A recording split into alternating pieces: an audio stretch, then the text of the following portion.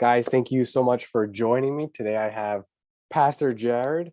He runs Renewal Church here in Boston. He's the pastor for the church that my wife and I are coming to ever since we moved here. So, Jared, thank you so much for joining me, man. Thanks for having me. It's good to be here. Awesome, man. And like I like to ask everyone, how many kids do you have? What are their names? So I have 4 kids. I have Jude, who's 10 years old. I have Hattie is 7. Amelia is 5.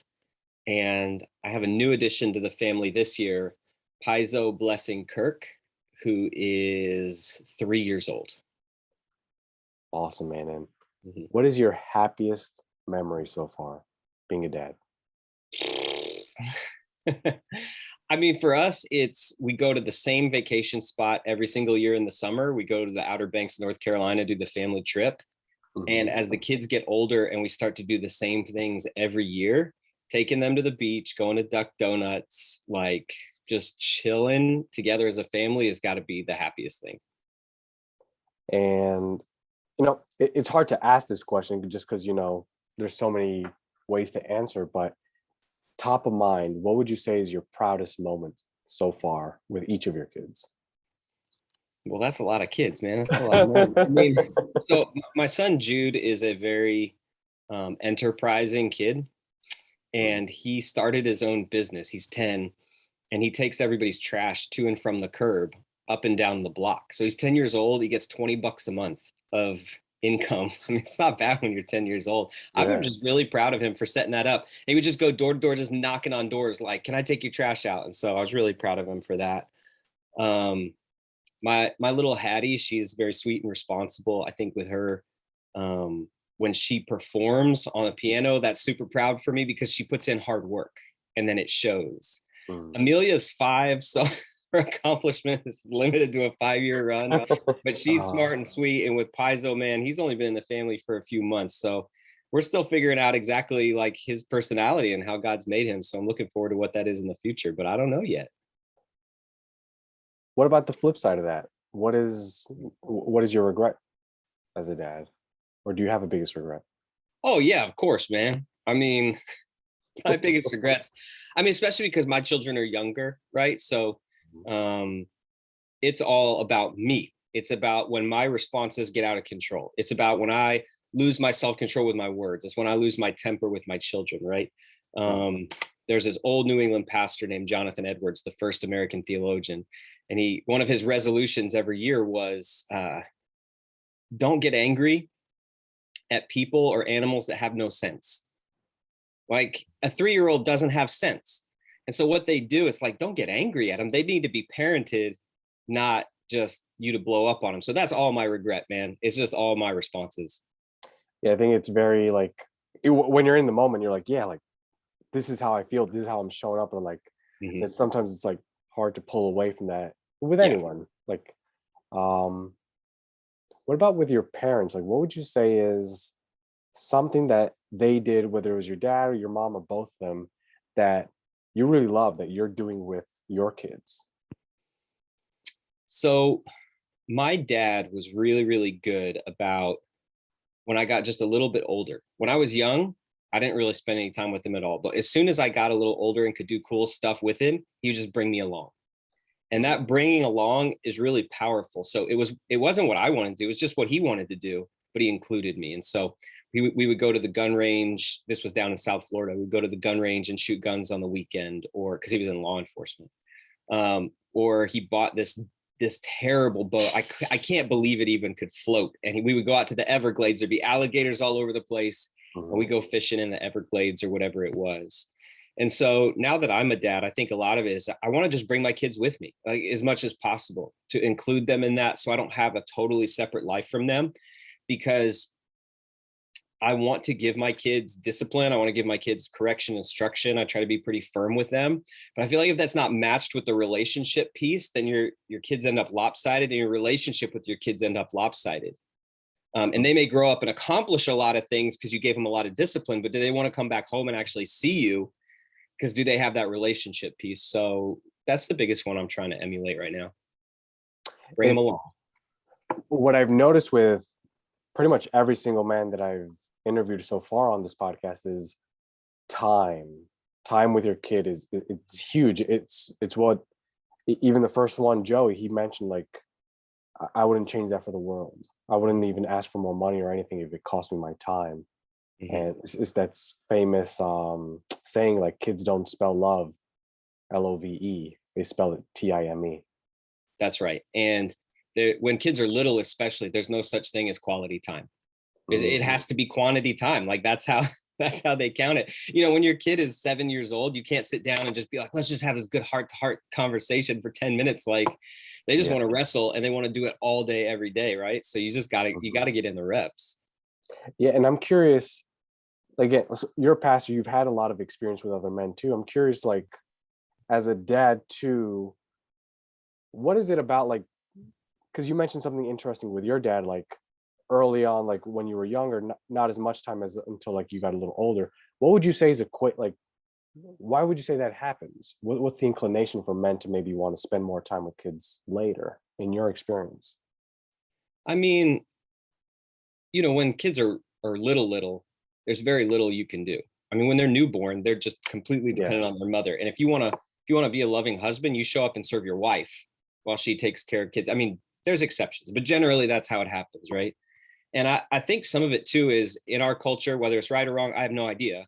I just know that I, I never held a baby before my kids were born. And that's just not how a lot of men are. I don't know what to do with babies. I don't know what to do with little kids. That also, I think that actually has a lot to do with birth order too. Like if you were an older kid and you had a lot of younger siblings, you may be more comfortable with that. And so you just don't know what to do with little kids. But bro, I got to tell you, when they start to get older, there's Mhm. just fun. There's fun involved in it. Yeah. And like my son's 10, bro, he got an Xbox this Christmas. So now I'm like, oh man, I better test it and make sure it's safe first, make sure the controller doesn't explode. Uh-huh. Like, let me have it for a couple of hours. But yeah, there's just so much fun that you can have with them when they're like that. And I feel like when they're little, loving kids is sometimes loving mom and making Mhm. sure she feels loved and cared for, especially if you're in a home where she's carrying a lot of that burden on her shoulders. There's a funny video I just saw like right before we started speaking. There's like this dad's leaving the house with a kid, and his daughter's like, I love you so much, dad. Like, thank you, I love you too. Like, but not as much as mom. He's like, oh well, thanks for that. Thanks for Yeah. that. What's the flip side of that? Like again, like what are you doing differently that you're doing with your kids than the way that you were raised? All right. Well, I there's a lot. Um, Not to say it was wrong, it's just different. Hmm. Part of that for me is, and so I'm about to give you something that's going to sound super religious. And I know not everybody out there listening is religious. I think this principle works, whether you believe in God or not. Um, but for me, it's been really shaped by faith, which is I want to be the kind of person who models, in Christianity, we would call it repentance, which is where Hmm. you go to someone and you say, man, I blew it. I messed up. I did that wrong. I'm sorry. And I'm going to try to do things differently in the future. It's a way of saying like, there's some change. I want to do things differently. Hmm. And my wife and I both work on that with our kids in an appropriate way. And so there's a lot of times when I'll blow up and I'll lose my temper and just they need parenting and I'm giving them anger. And I want to make sure that I come back later and say, "Hey man, I'm sorry I lost my temper with you. I want to be a man of self-control. That's not how I want to be. And I'm going to try to do a better job of that in the future." And I found with children, if you do it again, there's an appropriateness to it, right? Hmm. Um, that it builds a lot of trust, it builds a lot of relationship, but I'm also hopeful that that's going to model that same behavior for my kids because I want them to grow up to be a person worth knowing and marrying. That's one of the big goals that I have for my kids. They don't have to get married. That's not a goal, but I want them to have the kind of character that they make a great husband and a great father someday. And you've got to have that in you, that ability to apologize, to change, to correct, to the humility to go to other people. So that's one of the big differences, honestly. The other big difference is relationship. I grew up in a pretty traditional home where it was a lot of rules and a lot of rule enforcement and not a ton of talking through some of the major issues of things that were going on in my life. Um, Hmm. and to me, I just want to create a culture in our home where we can talk about important things and we don't live such siloed lives that that the major stuff's not coming to the surface so we can't address it, or at least walk with each other through it in a family. That's a big one. I know for me it was the foot, like my mom always wanted to create that, but there's Yeah. just such a resistance in me to do that just because like I didn't want her to know that. Yeah. I guess that sense of like, oh, I don't want to be rejected by my mom by the things Yeah. that I think or do wrong. But I'm curious what you said about the appropriateness. What did you mean by that? I'm really careful when I say I'm sorry. I haven't actually put this into words before, so it's a little difficult, but Hmm. I'm not going to apologize for something that I shouldn't apologize for. Hmm. I'm not going to, I don't want them to get the idea that they were in the right and Hmm. I was in the wrong, because chances are they were in the wrong.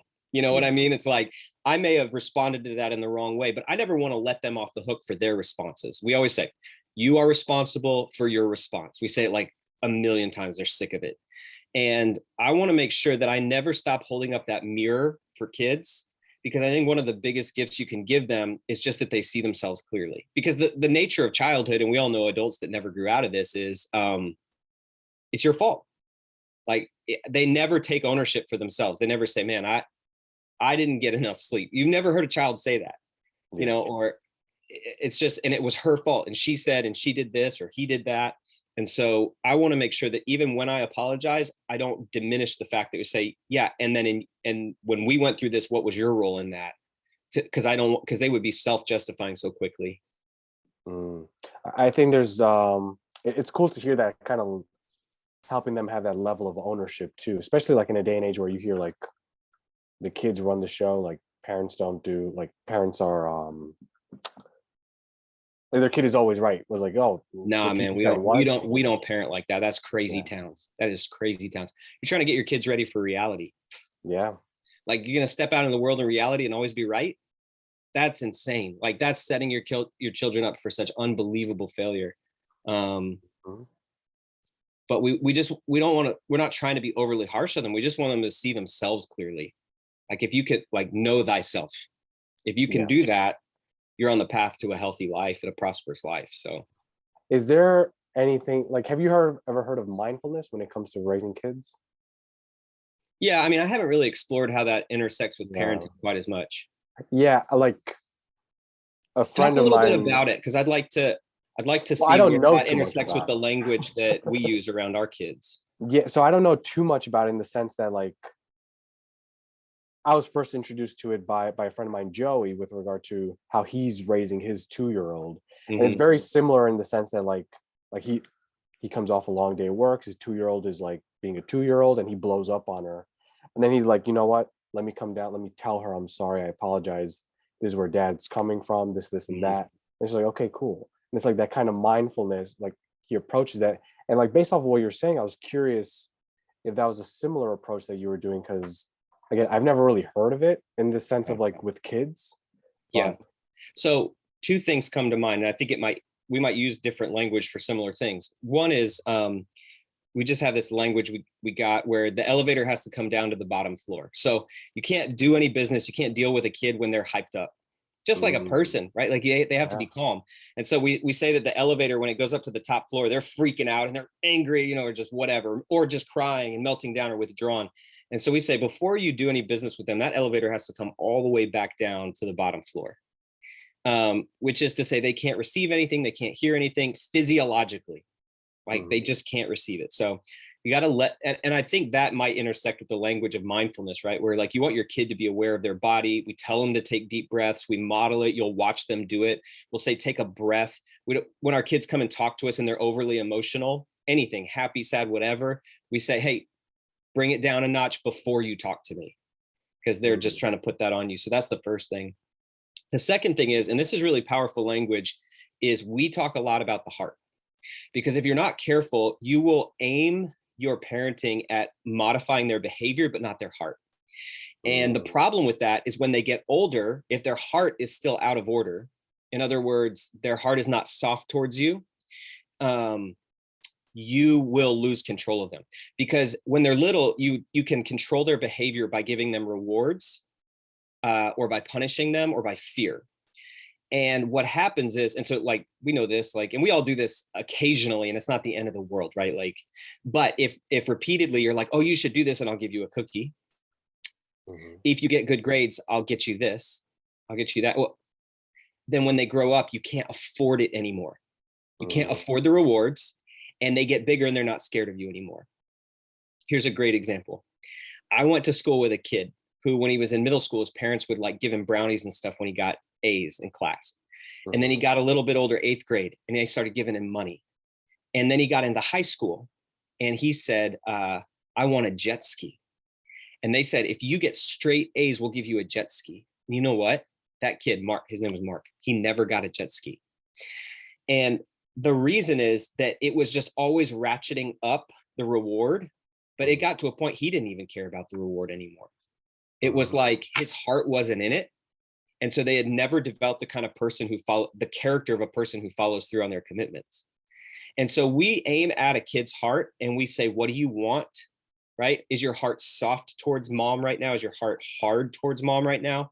And we want them to think about that because we want them to grow up and be an adult someday and think about their heart. And the heart, the human heart, and I'll just say this and then stop, but the human heart is, it's always desiring something. Mhm. It's not that like you have your head and your heart, like your mind and your emotions. It's more like your heart. When you said I had my heart set on something, that's how the human heart works. I want it. And if you ask a kid what they want, or you can tell them what they want, it's really powerful. It's like, hey, you wanted, it could be really simple. You wanted to watch more TV, and you wanted that more than you wanted to be respectful to your mom. You wanted that more than you wanted to create a good atmosphere for your brothers and sisters in the house. You wanted that more than you wanted to honor God with your words. We would say that in our Christian family, right? You Mhm. wanted that more than anything. You wanted that more than anything. And you sacrificed everything to get a half an hour more of TV time.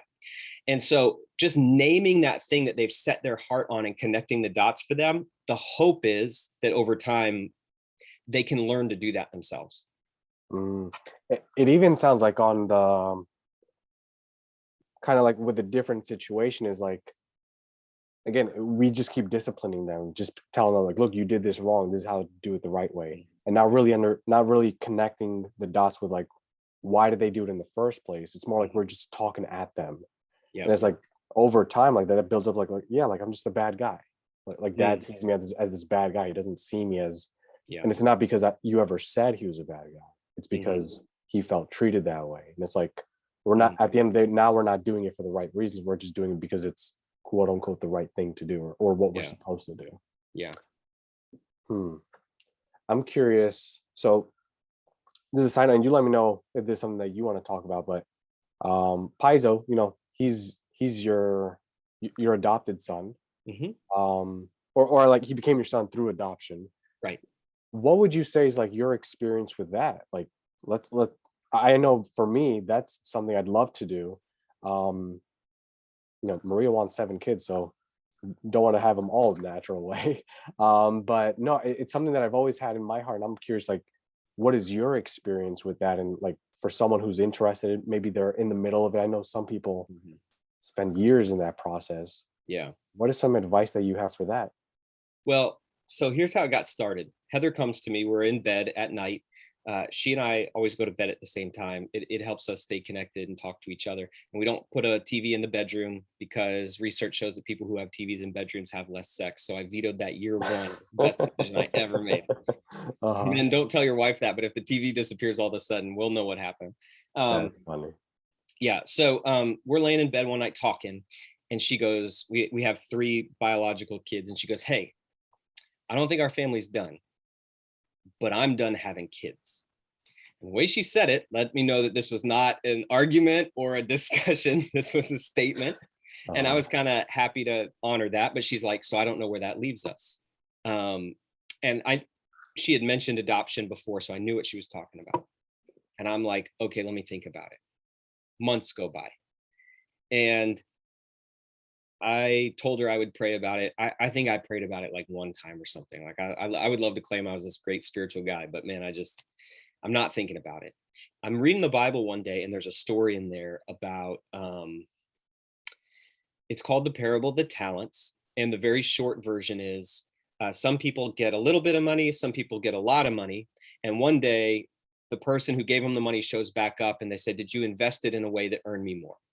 And the point of the whole story is this, is like, you're not in control of what you get in this life to start off with. God Mhm. just wants to see you maximize what he's given you. That's the point of the parable. And I'm reading that, and as a husband and as a man, I think about that parable and I think about what God's given us. And so we got this house, and we've got a little bit extra money in the bank because we save, and we save 10%, 10% of every paycheck. We give 10%, we save 10%, we live on the rest. And we've got a healthy family, and we've got this extra capacity. And I felt like God wanted us to use the resources he had given us to give a home to a kid that didn't have a home. Mhm. And I think that's really fascinating because Heather wanted to go for adoption because she saw these pictures of these orphans online, right? And she's like, her heart was just broken. She said, "We have to do something." Meanwhile, I was thinking about our investment plan, and I'm like, I want to use these resources for something that would honor the Lord.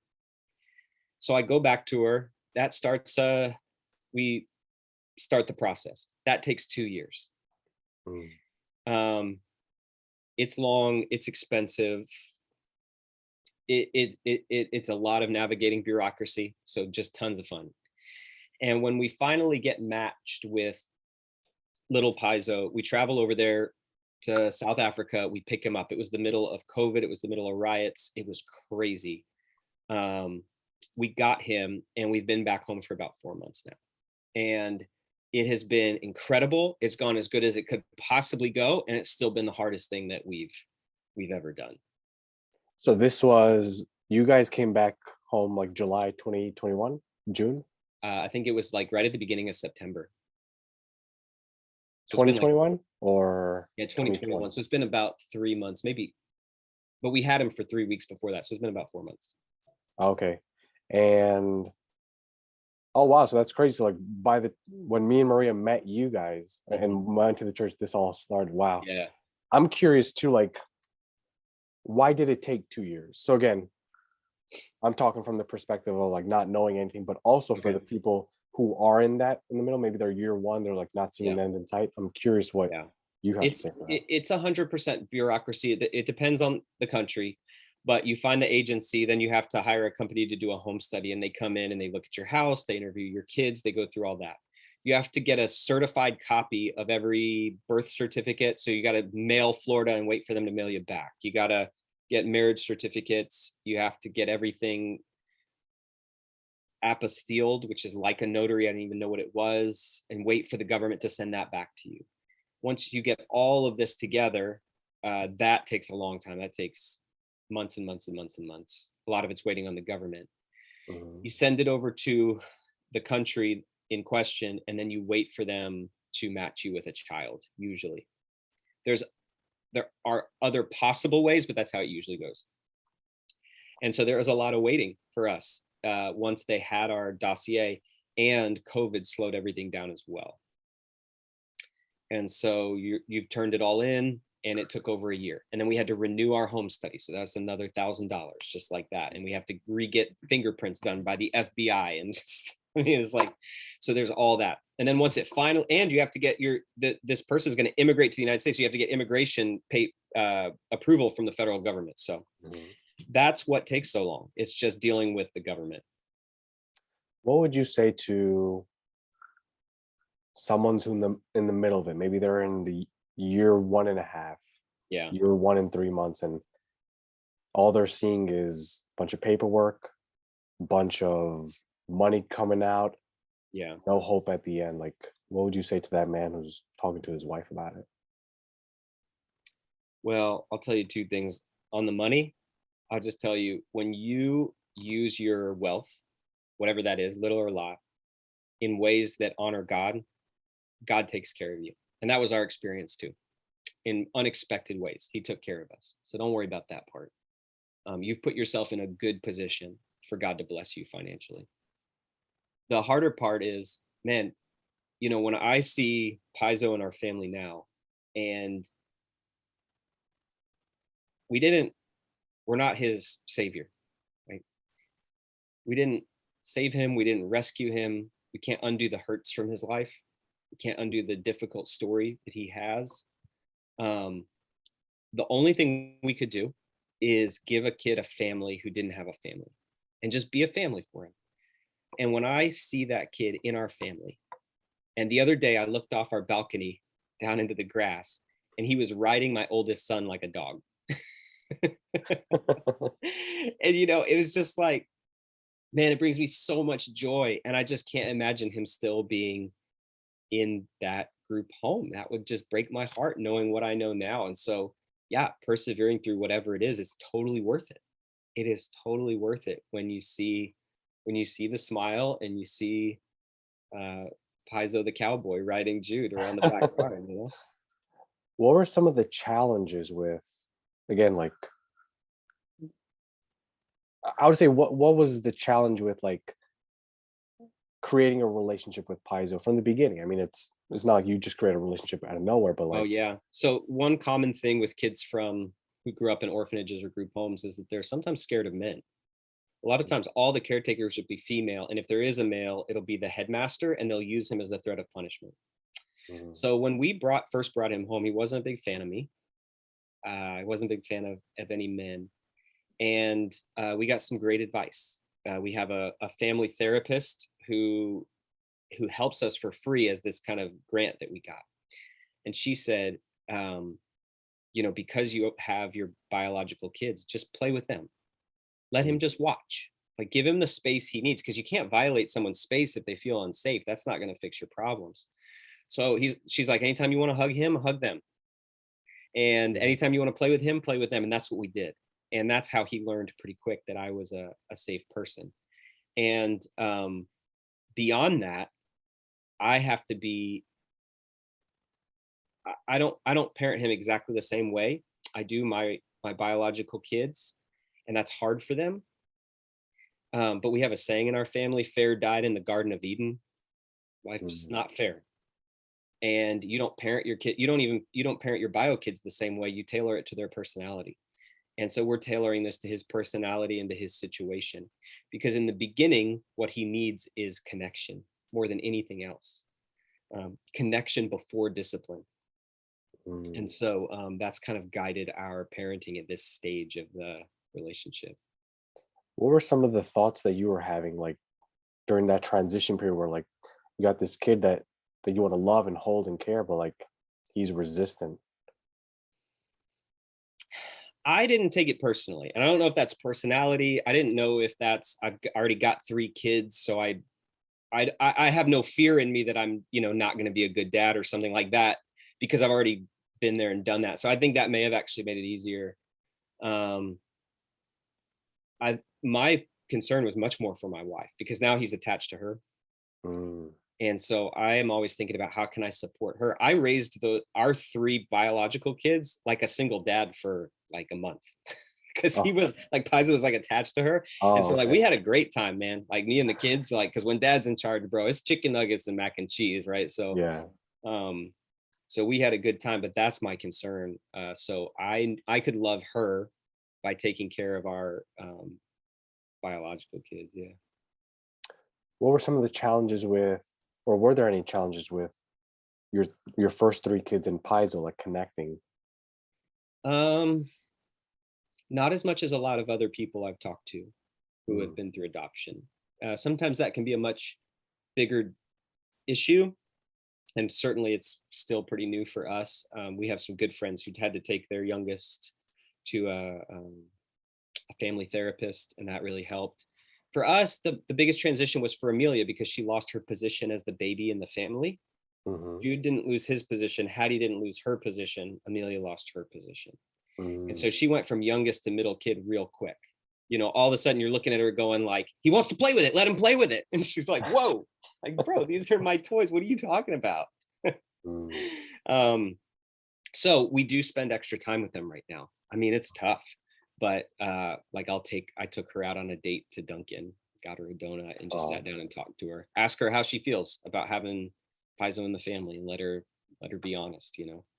Um, that's huge. I think, like, Maria's against it, but I'm like, I totally want to just take them out of school just one day, like just me and the kids, or one-on-one time. Like she's like, no, school's important. Like, we gotta learn. Like, yeah, but like one day's okay. Yeah. And one day a year is okay. So like that's pretty cool. Well, I was never allowed off of school, but I was allowed off on my birthday every year. Really? So maybe on their birthday, you take them out to Dunkin'. Oh, oh yeah. Now it's Dunkin'. It's not Dunkin' Donuts anymore.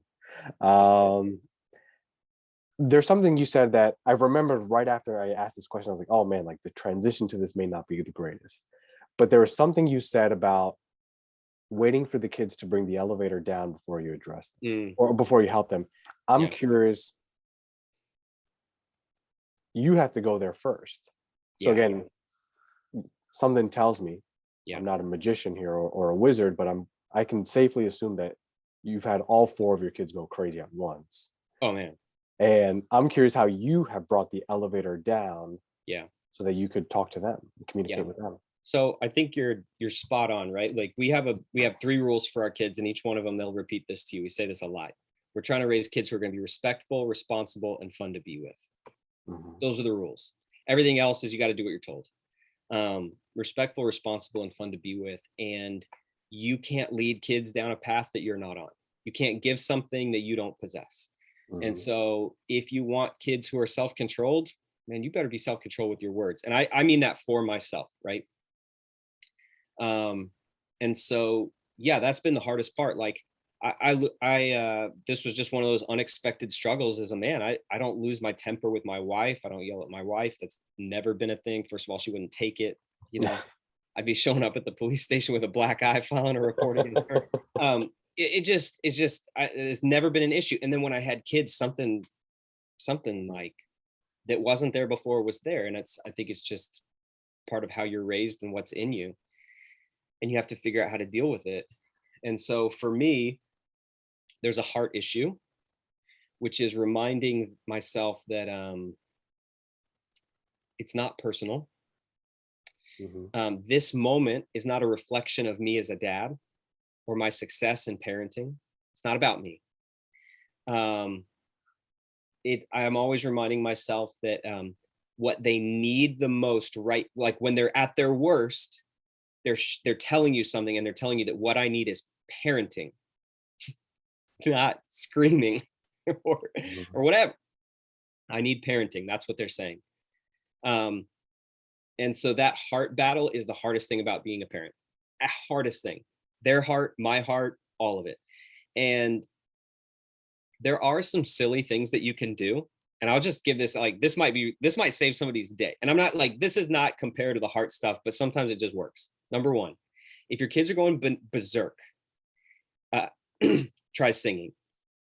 If you start singing, I mean, just sing it. Like pick a song from Frozen and go for it. You can't be mad while you're singing. And so Uh, like sometimes we'll just start singing, and it drives them even crazier. Number two, if it's going really bad, especially with 4 kids, if you lay down on the floor face down like a corpse, uh, it shuts them down, and then they come over and play with you. I mean, it's weird, bro, but it's really fun. Another thing we do, this does not help at all. Even with Jude, it helps. Oh yeah, 100%. Really? Because it just trips their brain out. They're like, "What are you doing?" Okay, Um, that's an interesting one. that's an interesting one. Try it. Maybe your kid's gonna walk over and just kick you in the head. I don't know your kid. Um, Here's another one is when one of them having an epic tantrum, we will take out our phone and film it. Now we never post it on the internet because that's not how we roll. That's not what kids are for. Yeah. But we will film them, and we'll go, like when they're freaking out, we'll go, "Ooh, this is a good one." And we like, what do you guys think? Is this like a 7 out of 10? And we all sit around and rate the tantrum as a family. And we're like, no, no, you could whine a little more. No, cry louder. It's gonna be good. That can only be done in humor. That can't be done to Uh-huh. wound the kid. It Mhm. depends on your kid. But in our family, like I think it was literally yesterday. Like I pulled out a phone in the car and filmed one of the kids, and they were like, "Stop it, stop it, let me see." And then you play it back. You're like, "This is what you look like," and it's hilarious. So that's some of the fun stuff that we do. And then the other thing is, we're blessed that we're married and we're together Mhm. and we tag team. I Mhm. mean, it'll just be like, I'm out, means you're in. And I think that those of you who are blessed to have someone in your life that is a real partner in that and are on the same page, that'll save your kids, that'll save your marriage, that'll save your sanity. Um, but we work to stay on the same page too. I Part of that is also I married someone who had a similar philosophy with child raising. Mm, Yeah, that's awesome, man. It's like, first of all, let's interrupt the pattern. yeah, We bring the elevator down for ourselves, interrupt the pattern, and then go yeah, from there. yeah, And I'm guessing that's where you do the heart center stuff that you were talking about earlier. yeah. Mhm. For the dads out there who maybe they don't see their kids, maybe they're out of the Yeah, country, maybe they live in yeah. another state, maybe they see them every other weekend, or maybe they, maybe they just weren't around and they want to reconnect with their kid. Mm. What is a piece of advice that you would give them? Um, if you're not very good at being a dad, it's still better than not having a dad. And the reason that I know that is every single person listening to this, myself included, had an imperfect dad. And I'm an imperfect dad. And we would still say, there were some good things that came out of that. Even if there was a lot of hurt and there was a lot of mess, you know,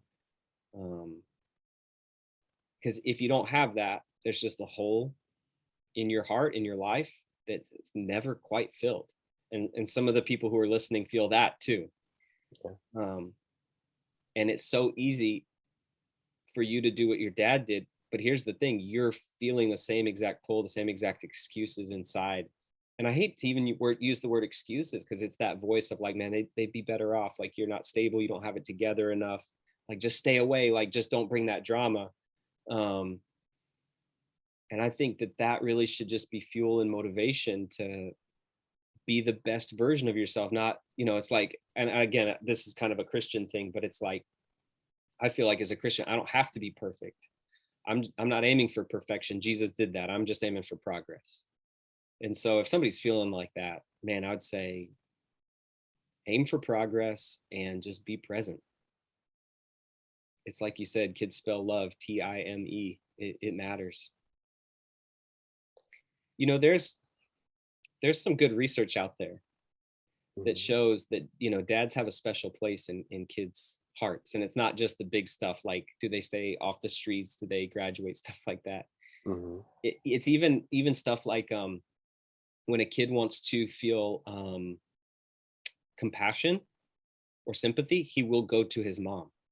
But when he wants to know the truth, he'll go to his dad.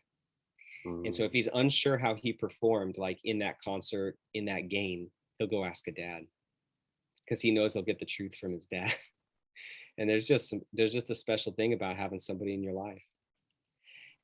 And I'll say this too, it's never too late, because my dad, for all, he was great in some ways and had his faults and flaws in other ways. When my dad was 50 years old, Mhm. he read the book Emotional Intelligence. I believe it's Daniel Goleman. Mhm. And when he was 50, I think he might have been over 50, he told me that he was proud of me for the first time. I didn't feel like I needed that until all of a sudden he told me. Wow. And so, man, it's never too late. It's never too late to show up and try to make a little progress. For the dads who want to adopt and they're in the middle of it, Mhm. and maybe they've been rejected before, or maybe they're still in the process, what is a piece of advice that you would give him?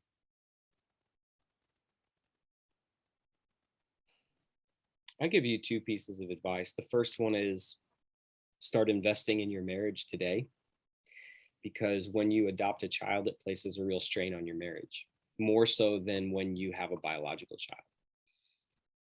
Um, and there's a lot of reasons for that, like your time is split, and there's a lot of, it's a stressful thing, so it puts a strain on. The stronger your marriage is now, the better off you'll be afterwards.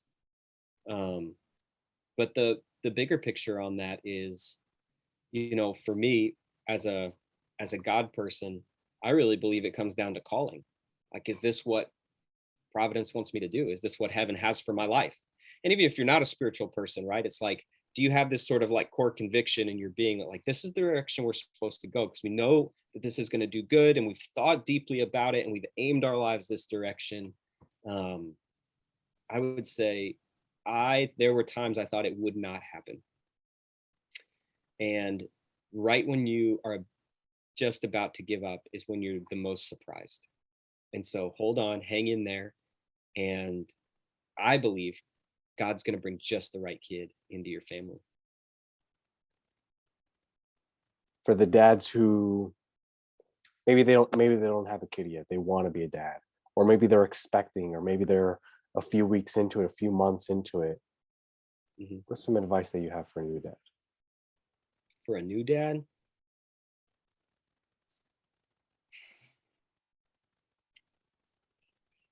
you're going to have to grow in self-control. If you're lacking in patience, gentleness, or self-control, those are not always seen as masculine virtues, but they are, especially in the workplace. Sometimes a lack of gentleness, a lack of patience, and a lack of self-control can allow you to achieve results. You know what I'm saying? But they don't lead to healthy relationships. That's not the environment in which love grows. And there's a lot of men who spend a lot of time worrying about the culture of their workplace, or the culture of their team, or the culture of whatever it is. That culture in your home is shaped by you. You are a leader in your home just by virtue of being a man in your home. And so you're going to have to work on developing those things inside of yourself. So you pay attention to that. The other thing is you're going to you'll have to pay more attention to who this person is, this new child, because your tendency is always going to be to make them in your own image, and for you to impose your hopes and dreams on them, especially the ones that you weren't able to obtain. You say, he's going to grow up, or she's going to grow up, and they're going to fill in the blank, whatever I couldn't do. Like, that's just human nature. We all have a little bit of that, but you're going to have to pay attention to who this kid is, and the ways they tend to go wrong, and also the ways they tend to go right. And you're going to have, and so fathering in that way is like cultivation. And you don't see a lot of that personality when they're little bitty, but if you're watching, man, you could really shape a kid to change the world. Because I believe God wants every kid to change the world. I really do. And at minimum, God wants every kid to change someone's world. And maybe that's how the world gets changed in the end. And so I want my kids to grow up with a passion for that, right? But it can't be mine. It has to be theirs. I don't usually say anything here just because I like hearing the questions, but you tapped into something that really inspired me to create this podcast. And like you and I have spoken, you were there from the inception about like helping dads repair their relationship with their kids. Yeah. And to me, I see like a lot of the problems that we see in the world could easily be solved. And like hearing what you said is like, it's also what another gentleman said on a previous podcast, Jason, about like each kid has their own personality. And they have their own thing going on. And it was Kay's husband, Ben. And just like help that kid be them, be 100% them. Imagine what they can create in the world. Imagine what problems they can solve in the world, or help solve in the world. Yeah. So thank you for that. And this next part, this is not for me. Okay. This is not for any dad listening to this or anything. This is for 4 specific people. What is something that you want to tell each of your kids?